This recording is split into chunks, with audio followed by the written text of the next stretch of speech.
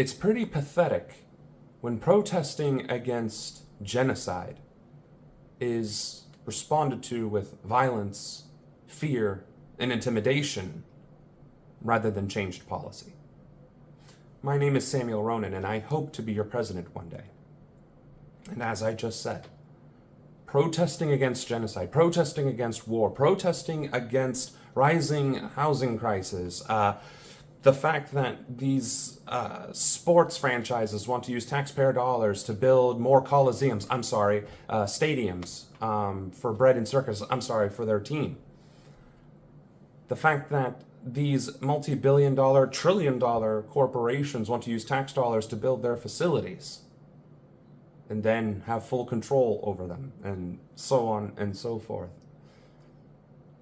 This is not what a democracy looks like, right? Protesting corruption, protesting oppression, protesting tyranny, protesting human rights violations and genocide and war crimes, right? The list goes on, and unfortunately it continues to go on, and it sounds like a broken record. Protesting bad things is our right as American citizens. It's our right. Just as we have the right to live, right? To breathe, to exist. Unless you're a woman or queer, or black, or Muslim during whatever conflict.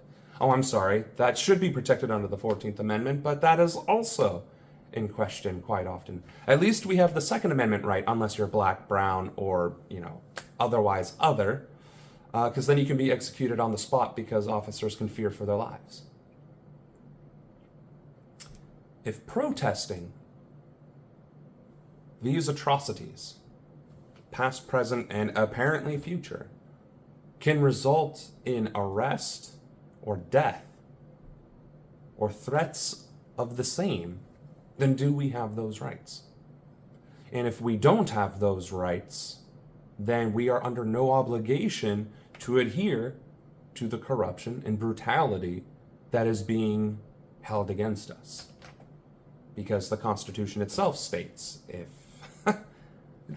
I'm paraphrasing, of course, if the Constitution fails to protect and defend and adhere to the needs of the people, then it should be redone.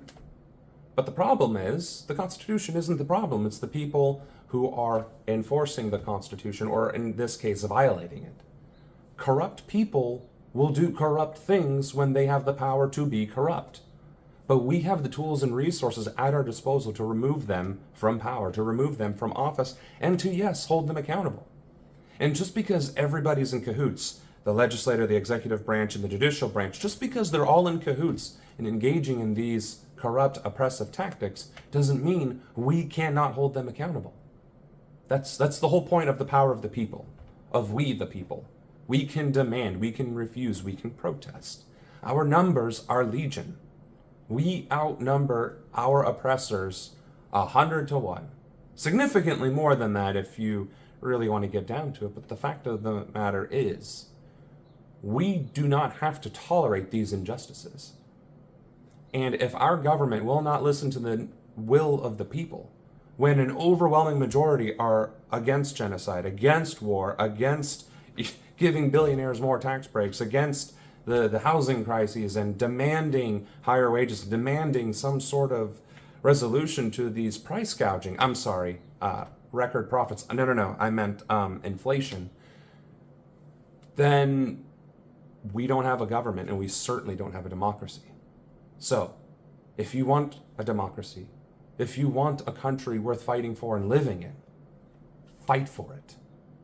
Work together with your friends and your neighbors and your peers. We can collectively make a difference.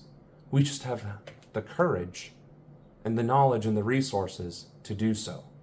And with our collectivism, we can achieve all three.